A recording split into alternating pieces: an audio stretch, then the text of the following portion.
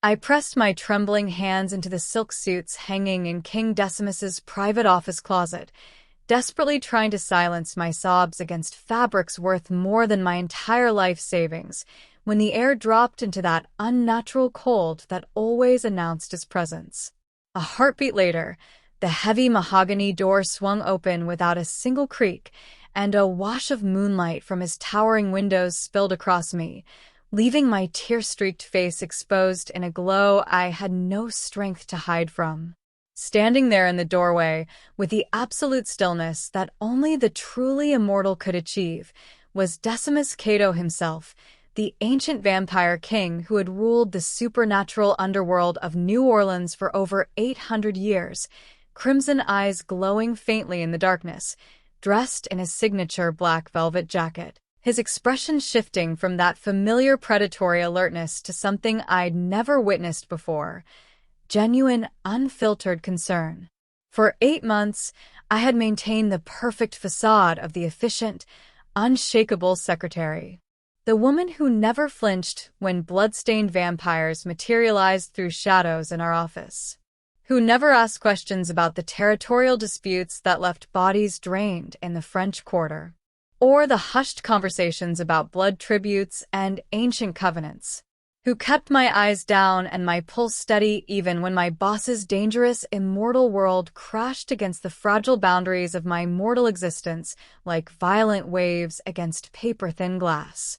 I had been so careful, so meticulously professional, organizing his eternal empire with color-coded files and perfectly timed reminders, keeping my forbidden attraction to him buried so deep beneath layers of business casual and polite distance that I sometimes almost convinced myself it didn't exist at all, that I wasn't falling desperately in love with a creature who could kill me with less effort than it took to breathe. But now, everything was crumbling around me like ash in a hurricane. And the one person I never wanted to see me broken, the immortal king whose very presence sucked the warmth from the room, was staring at me with an intensity that made my already racing heart threaten to burst right through my ribcage, his fangs barely visible as his lips parted, his voice dropping to that dangerous whisper. "Julie, who has harmed you? Give me their name, and I will ensure they beg for the mercy of sunrise before I'm through with them." The words tumbled out of me in broken, gasping fragments that I couldn't control anymore, 8 months of careful composure shattering like glass against stone. "They have Donna. The Crimson Court took her 3 hours ago from her dorm room, and Lord Cassius sent me this."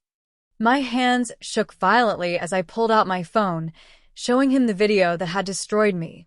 My baby sister, terrified and compelled into silence, chains glowing with supernatural binding around her wrists. "He says I have something he wants. My blood.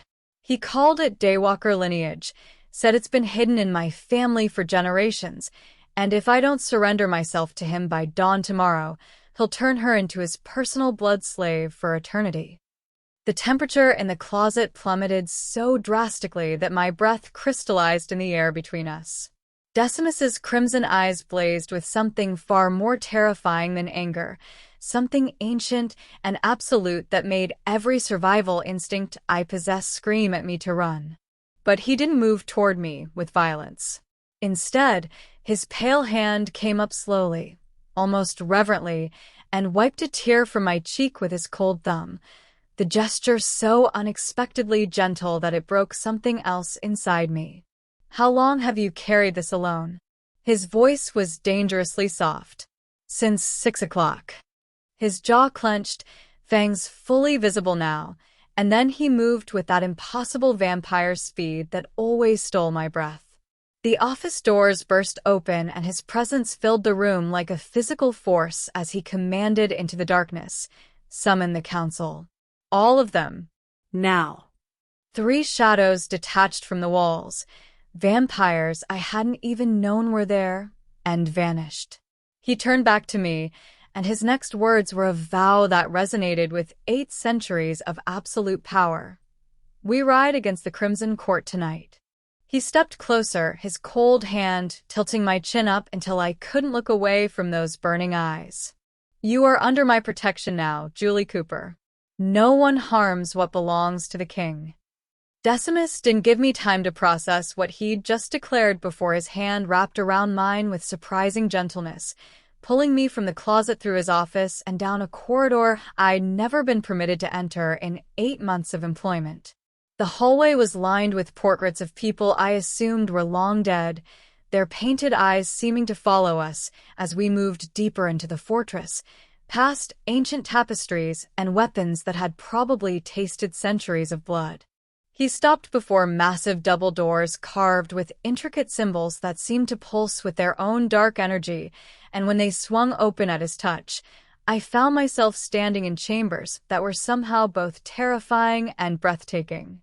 Floor-to-ceiling windows overlooked the moonlit French Quarter, heavy velvet curtains the color of fresh blood framing glass, so thick it had to be reinforced. The room itself was decorated in dark woods and deep crimsons, a massive four-poster bed dominating one side, ancient books lining shelves on another, and what looked like priceless artifacts scattered throughout like casual decorations.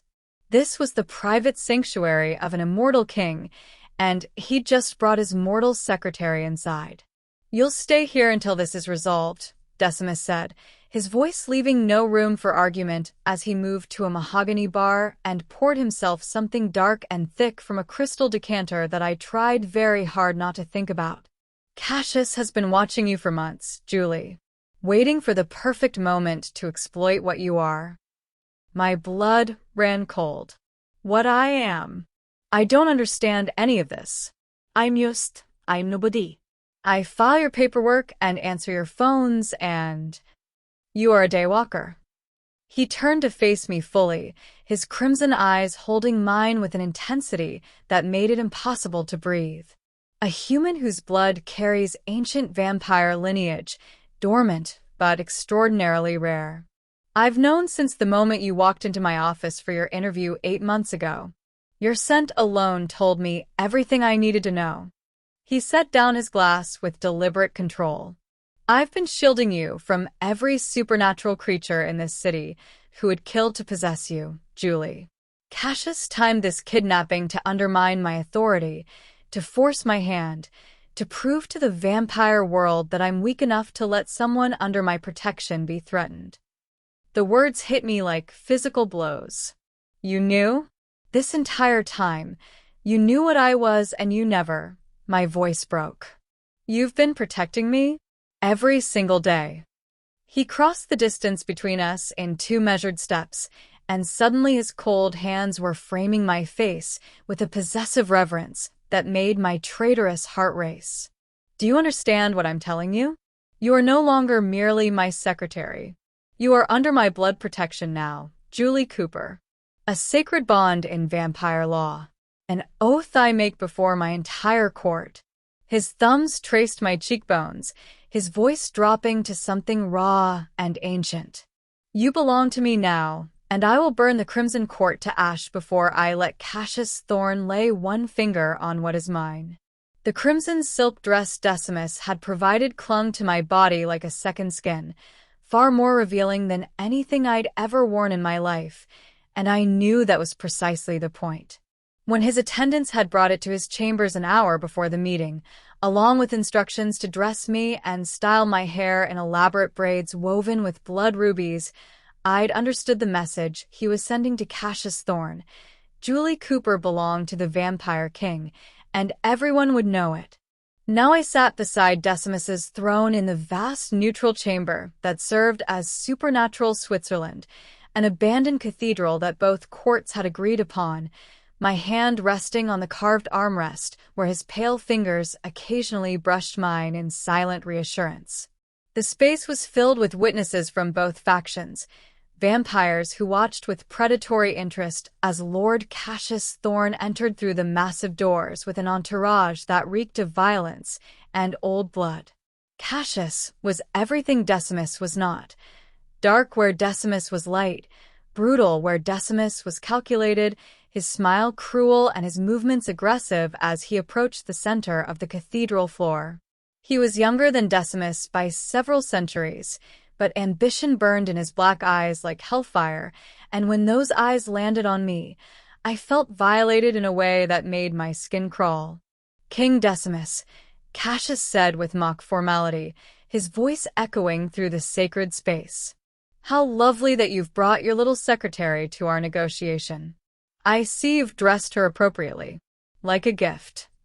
Desimus's hand moved to my thigh in a gesture so possessive and territorial that several vampires in the room actually hissed. "State your terms, Thorn. My patience has limits, and you've already exceeded most of them."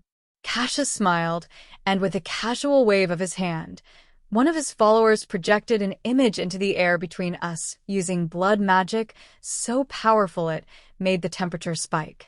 My heart stopped.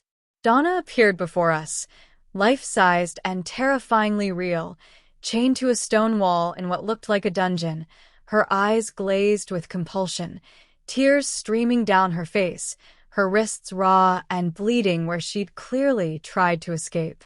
"Donna!" The scream tore from my throat before I could stop it, and I lurched forward, only to be held in place by Desimus's iron grip on my waist. "She's quite comfortable, I assure you," Cassius said conversationally, studying his nails. "Fed twice a day. Compelled to stop screaming after the first few hours. Very well behaved now." His black eyes snapped to Desimus. "My terms are simple. 3 territories, the Garden District, the Warehouse Quarter, and the Port. Complete non-interference in my operations for the next decade. And Julie Cooper's willing submission to a blood bond with me for 1 century. After which, I'll return her to you, somewhat used, but still alive." The temperature in the cathedral plummeted so drastically that frost began forming on the ancient stone walls. Shadows that shouldn't exist in candlelight began writhing and twisting around Desimus's throne like living creatures, and when he spoke, his voice carried the weight of 800 years of absolute dominion, every syllable dripping with lethal promise. "You dare." It wasn't a question. It was a death sentence. "You dare walk into neutral ground and demand that I surrender my territories, my authority, and my—" His hand tightened on my waist, pulling me impossibly closer. My blood claimed to a mongrel who hasn't earned the right to speak her name, let alone touch her. Desimus rose from his throne with terrifying grace, and every vampire in the room took an instinctive step backward. "I reject your terms, Cassius Thorn. I declare your actions an act of war against the crown. And I promise you this, before the next full moon rises, your court will be ash, your followers will be dust, and your name will be a cautionary tale whispered in fear for the next 1,000 years." Desimus didn't speak as he pulled me through a hidden door behind the cathedral's altar, his grip on my wrist almost painful in its intensity, his movement sharp and controlled in a way that told me he was barely holding himself together. The private chamber we entered was small and dark, lit only by a single candle that cast violent shadows across his face as he finally released me and turned away, his hands bracing against the ancient stone wall. 1 century. His voice was raw, broken in a way I'd never heard from him before. "He asked for 1 century of you, Julie. Do you understand what that means? What he would do to you in that time?" He spun to face me, and his crimson eyes were blazing with something that looked like actual pain. "He would drain you to the edge of death every single night and force you to heal, so he could do it again. He would bind you with compulsion, so complete you wouldn't remember your own name. He would." His voice cracked, and he looked away, his jaw clenched so tightly I could see the muscles jumping. "I've lived 800 years, and I have never wanted to tear someone apart with my bare hands the way I want to destroy him for even speaking those words." I crossed to him without thinking, my hands finding his cold face, forcing him to look at me. "Then destroy him. Start the war. Do whatever you have to do." "War will take months," he said, his voice dropping to something desperate and furious. "Donna doesn't have months. She has days, maybe hours before Cassius does something irreversible out of spite. His hands came up to cover mine, holding them against his face like a lifeline. There is one other option. An ancient law that even Cassius cannot refuse without losing the support of every vampire in existence. Tell me, the Sanguin duel. He said the words like they tasted of ash. A fight where both combatants are bound by sacred magic that suppresses all vampire powers. No supernatural strength, no speed, no healing, no compulsion. We fight as mortals would fight, with nothing but skill and strategy and will, but the consequences remain immortal. Winner takes all. Loser dies a true death. My heart stopped. You mean you could actually die? Yes. The single word hung between us like a blade. If he's faster than me, stronger than me in that moment, better trained in mortal combat than 8 centuries have made me, then yes. I die, and you become his. His hands tightened on mine. But if I win, the terms are absolute and witnessed by the Vampire Council. Donna goes free immediately, unharmed, and with her memory compelled to forget this nightmare. The Crimson Court disbands. Cassius's territories become mine, and his claim on you is voided forever. I stared at him, my mind racing through the impossible mathematics of this choice. War that could take months and leave Donna broken or dead. Or a duel that could end this in one night but risk losing Desimus forever. Risk becoming Cassius's property for a century of torture I couldn't even imagine. How long do we have to decide? I whispered. The duel must take place within 3 nights of a challenge being issued. 3 nights for both fighters to prepare, to train without their powers, to remember what it means to be vulnerable. His thumb traced my lower lip with devastating gentleness. 3 nights for me to memorize every moment I have left with you, in case those are the last nights I ever see you alive and free. The words came out of me with absolute certainty, even as tears streamed down my face. Challenge him. Invoke the Sanguin duel. Save my sister. I pulled his face down to mine, our foreheads touching, my voice breaking on the promise that would bind us forever. If you survive this, Desimus Cato, if you win and come back to me, I'm yours. Not as your secretary, not as someone under your protection, but as yours. Eternally. Completely. Whatever that means in your world, whatever transformation or bond or blood price it requires, I'll pay it. Because I can't lose you, and I can't lose Donna, and this is the only way we get to keep both. His lips crashed against mine with 800 years of desperate hunger, and I tasted blood and eternity and a love so fierce it felt like dying and being reborn in the same devastating moment. I found him on the balcony of his private chambers just past midnight, his platinum hair stirring in the wind that carried the scent of magnolia and river water from the French Quarter below. He stood motionless as a statue, hands gripping the iron railing, his gaze fixed on something far beyond the city lights, something only he could see across the vast expanse of his immortal memory.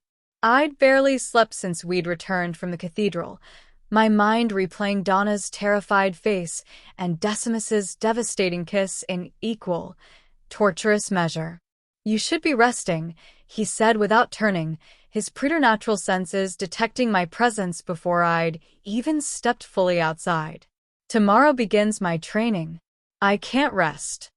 I moved to stand beside him, close enough that the supernatural cold radiating from his body made me shiver.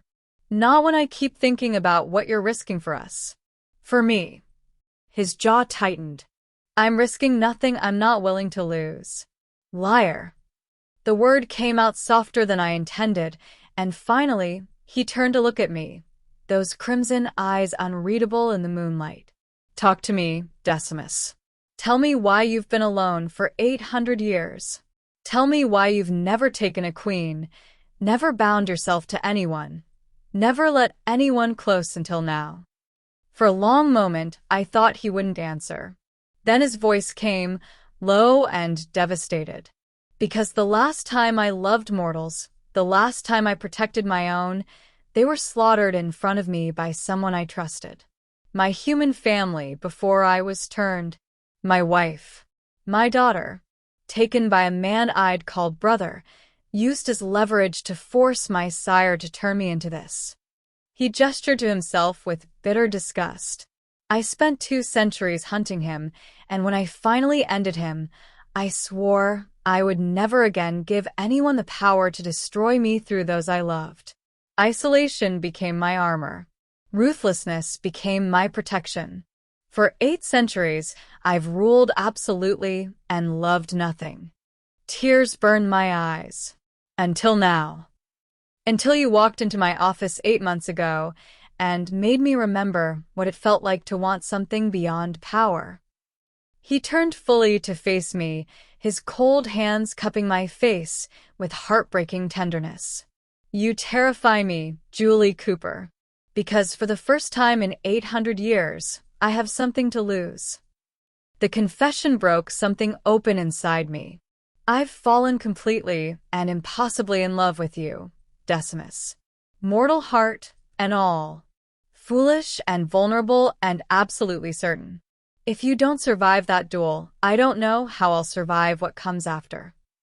His eyes blazed crimson fire, and then his lips were on mine, fierce and reverent and desperate all at once. When he pulled back, his voice was a sacred vow that resonated with ancient power. When this is over, when I've ended Cassius and freed your sister, I will make you my eternal queen. No more hiding. No more fear. You will be mine in every way that matters, bound by blood and immortality and a love that will outlast empires. He drew a ceremonial blade from his jacket and, with deliberate precision, made a small cut across his palm. This is the first blood promise, Julie. Drink and the bond begins. Drink, and you mark yourself as mine before all of vampire kind. I didn't hesitate.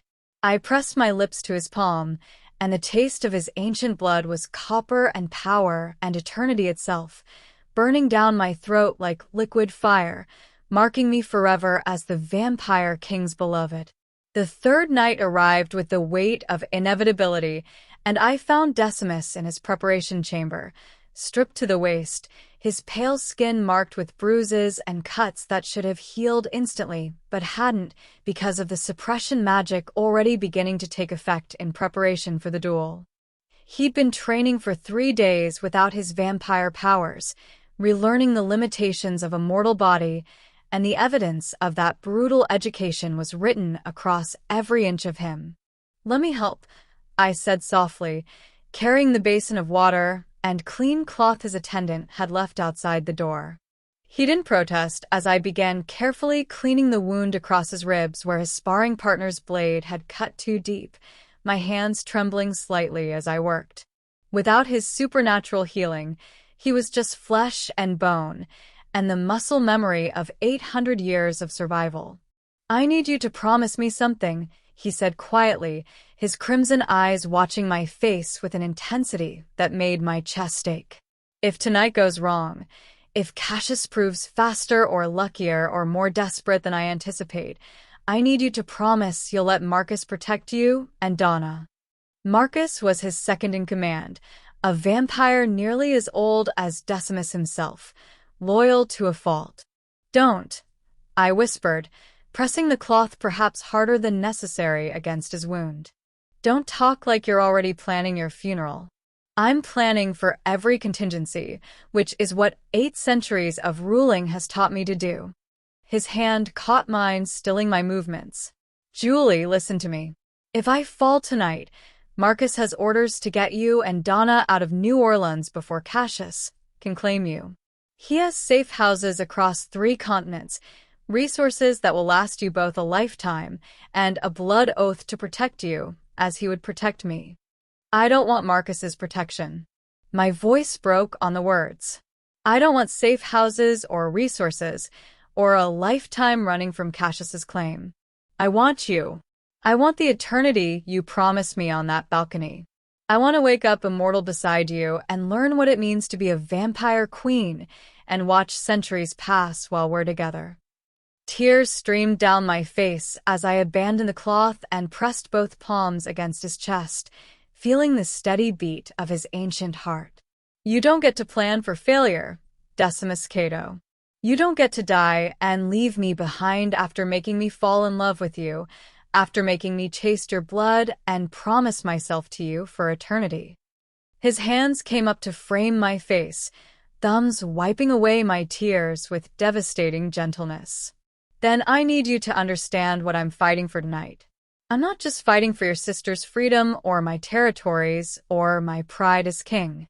I'm fighting for the right to keep you, to transform you, to bind you to me so completely that death itself couldn't separate us.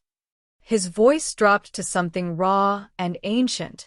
I'm fighting for 800 years of loneliness to finally end, for the chance to love someone again without fear, for the possibility that maybe, just maybe, I deserve the gift you're offering me.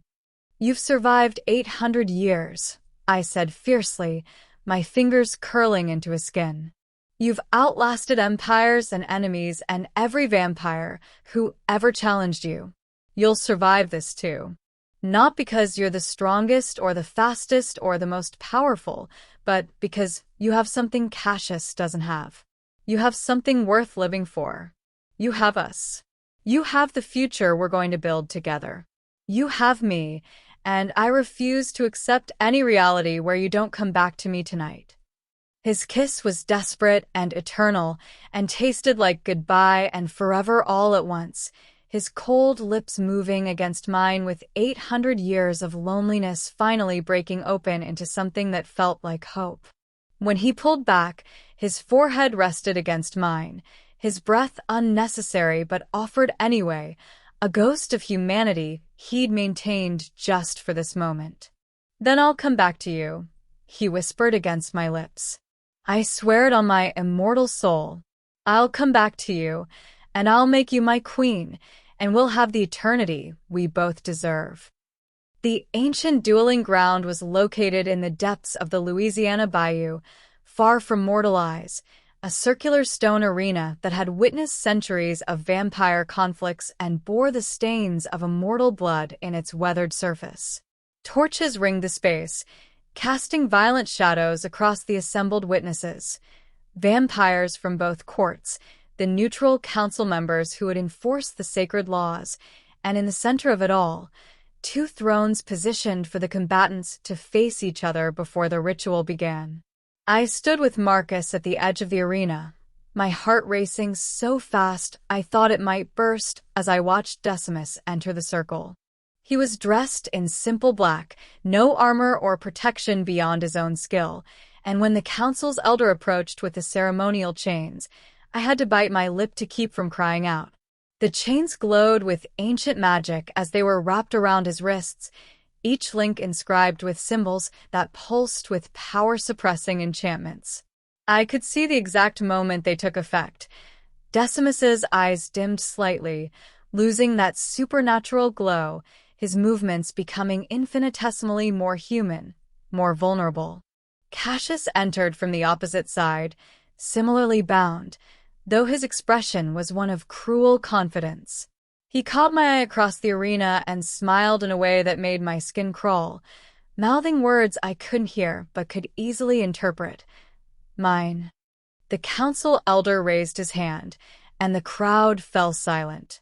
This Sanguin duel is witnessed and sanctioned under the oldest laws of our kind. The terms: if King Desimus Cato claims victory, Donna Cooper will be freed unharmed with compelled amnesia, the Crimson Court will disband, and all claims on Julie Cooper are voided.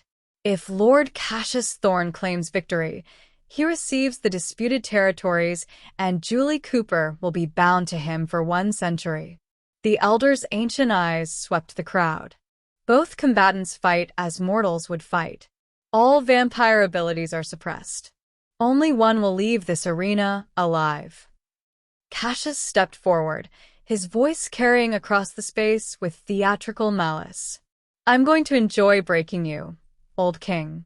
I'm going to enjoy watching you bleed and weaken and realize that your 800 years of experience mean nothing when you're fighting with a mortal's limitations.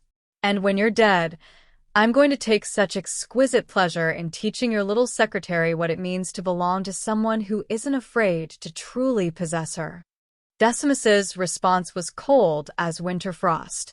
You'll be ash before dawn, Thorn. Your bloodline ends tonight.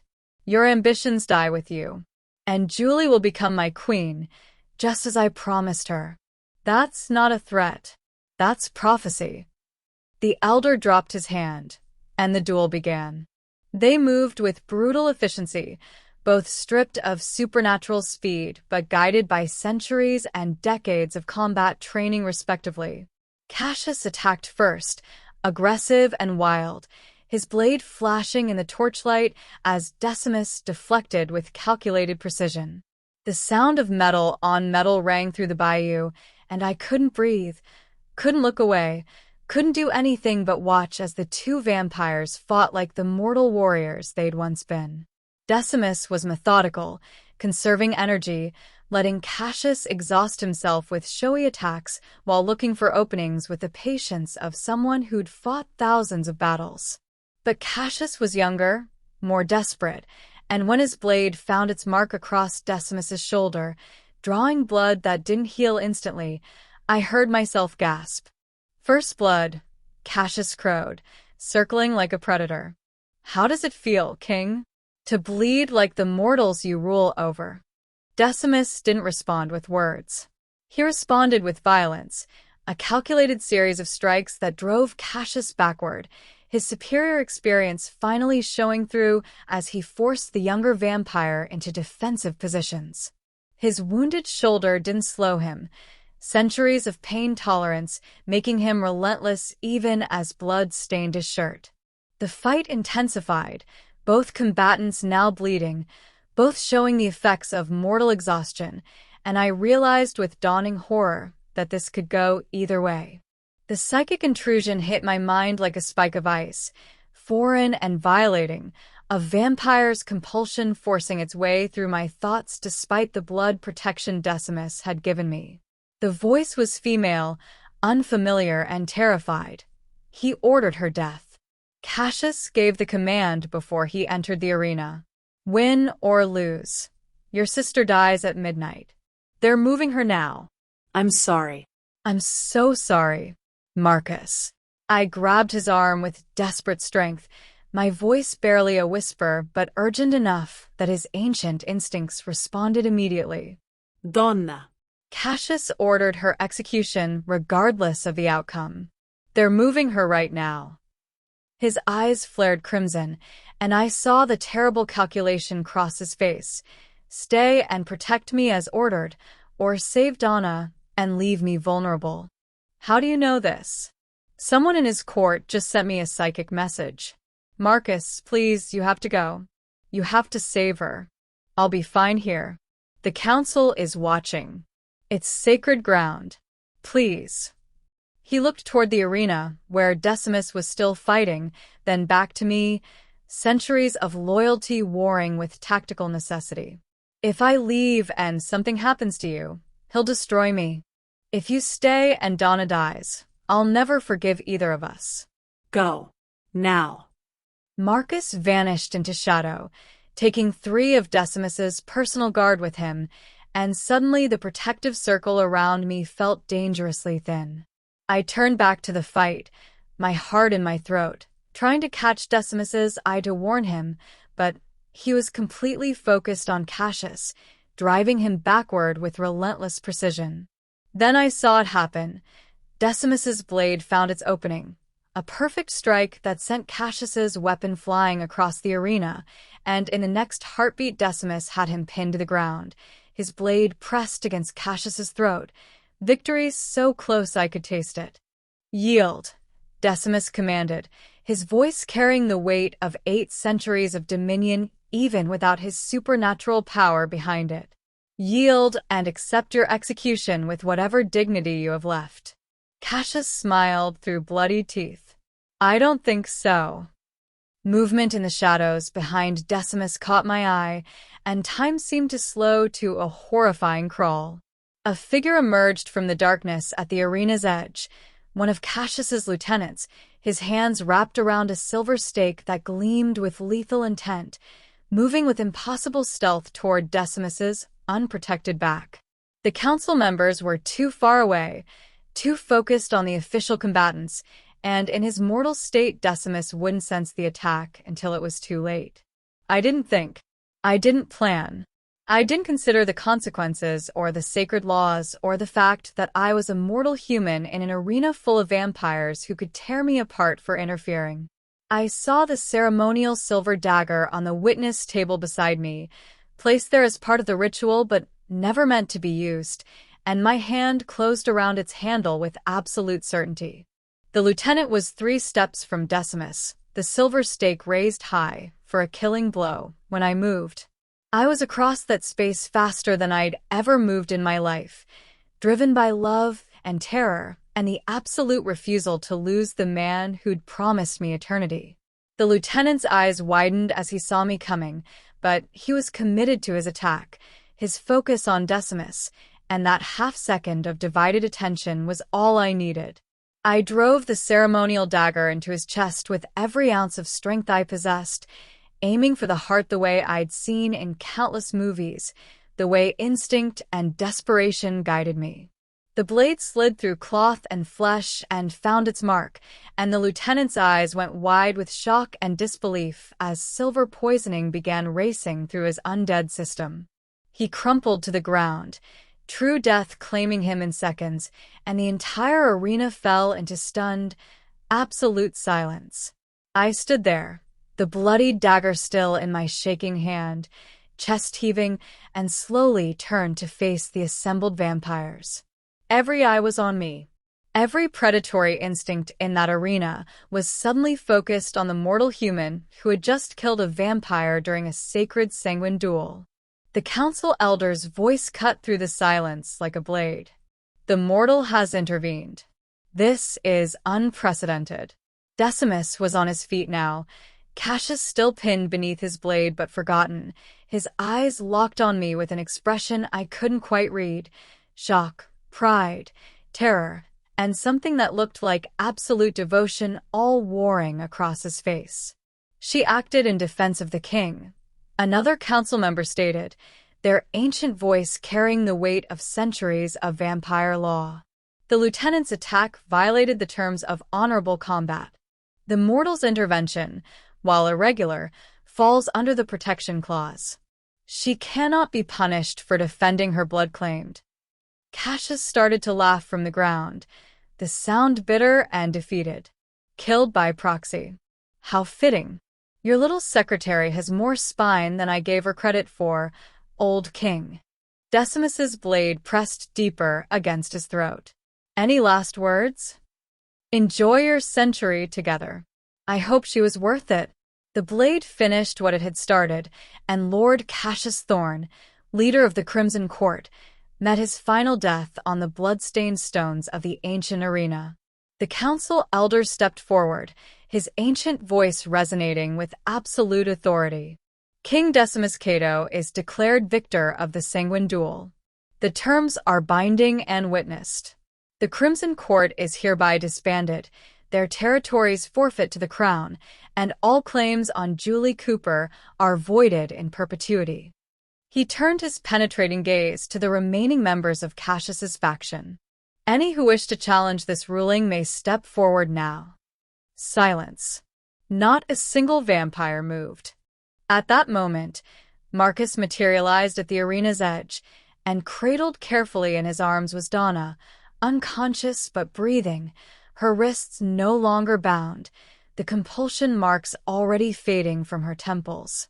She's safe, my king. We arrived just as they were preparing to carry out Cassius's final order. The perpetrators have been dealt with. The relief that flooded through me was so intense I nearly collapsed, but then Desimus was there, crossing the arena in 3 strides despite his mortal exhaustion, his wounded body, the blood that still stained his clothes. His arms wrapped around me with desperate strength, and I felt him trembling against me, this ancient immortal king who had just fought for his life and won. "You saved me," he whispered against my hair, his voice raw with emotion that 800 years of isolation had never taught him how to process. "My brave, mortal Julie struck down a vampire to save me. You crossed every line, broke every rule of your human world, took a life with your own hands because you refused to lose me." He pulled back just enough to look at me, his crimson eyes blazing with fierce devotion. "You were born to be a queen. Not because of your bloodline or your rare genetics, but because you have the heart of a warrior and the courage to fight for what's yours. And I am yours, Julie Cooper. Completely and eternally yours." His lips found mine in a kiss that tasted of blood and victory and promises kept, and I didn't care that hundreds of vampires were watching, didn't care that I was still holding a bloody dagger, didn't care about anything except the fact that he was alive and we had won and Donna was safe. The journey back to the fortress was a blur of vampire speed and whispered reassurances. Desimus's supernatural powers had returned the moment the ceremonial chains were removed, and he'd insisted on carrying both me and Donna himself, refusing to let either of us out of his sight. By the time we arrived, Donna was beginning to wake, her eyes unfocused and confused as the compulsion slowly released its hold on her memories. "Julie?" Her voice was small and frightened, and I was at her side instantly, holding her hand while the fortress's healers worked to ease her transition back to consciousness. "What happened? Where are we?" I remember being scared, and then nothing." "You're safe now," I promised, smoothing her hair back from her face. "You're safe, and you're going to be fine, and I swear on everything I have that nothing like this will ever happen to you again."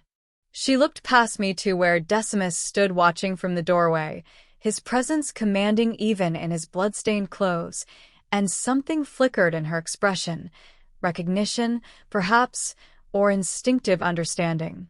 "He saved me, didn't he? The Vampire King saved me for you." "He did," I whispered. "He risked everything for you. For us." Donna's hand squeezed mine, and despite her trauma, despite everything she'd endured, she managed a weak smile.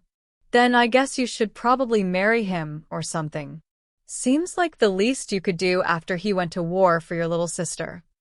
6 months later, I stood in the throne room of Desimus's fortress, wearing a gown the color of fresh rose, my reflection in the ancient mirrors showing a woman I barely recognized, immortal, powerful, transformed.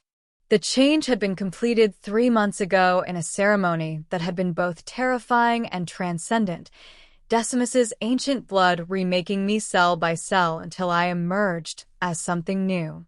Something eternal. My hand rested on the subtle swell of my stomach, still barely visible, but impossible to hide from vampire senses. A damper child, the healers had confirmed with wonder, the first to be born to Desimus's line in 8 centuries. Half vampire, half the mortal humanity I'd once been, and entirely ours. Donna sat in the scholar section of the Great Hall, healthy and whole, and thriving under the protection of the crown, her natural curiosity about the supernatural world channeled into academic study that made her one of the youngest supernatural historians in the city. She caught my eye and grinned, giving me an enthusiastic thumbs up that made several ancient vampires turn to look at her with bemused expressions. Desimus's hand found mine, his cold fingers intertwining with my own as he led me to the throne that had been placed beside his. No longer a secretary's desk in the corner, but a queen's seat of equal power. "Any regrets?" he murmured, his crimson eyes searching mine with that vulnerability he only ever showed me. I thought about that night in his closet, sobbing and terrified and convinced I'd lost everything. I thought about the impossible choice, the deadly duel, the moment I'd driven a silver dagger into a vampire's heart and crossed the line between mortal and monster. I thought about 8 months of carefully constructed professional distance that had shattered in one devastating night of truth. Not a single one, I said, and meant it with every fiber of my immortal being. You promised me eternity, and you delivered. You promised me family, and here we are. You promised you'd burn the world for me, and I watched you risk everything to prove it. I lifted our joined hands to my lips, pressing a kiss to his pale knuckles. I'm exactly where I'm meant to be, forever bound to the vampire king who made me a queen. His smile was radiant and rare and absolutely devastating, and when he kissed me in front of the assembled court, it tasted like coming home after 800 years of searching. The worst night of my mortal life had given me an eternity of immortal love, and I wouldn't change a single terrifying, beautiful moment of it.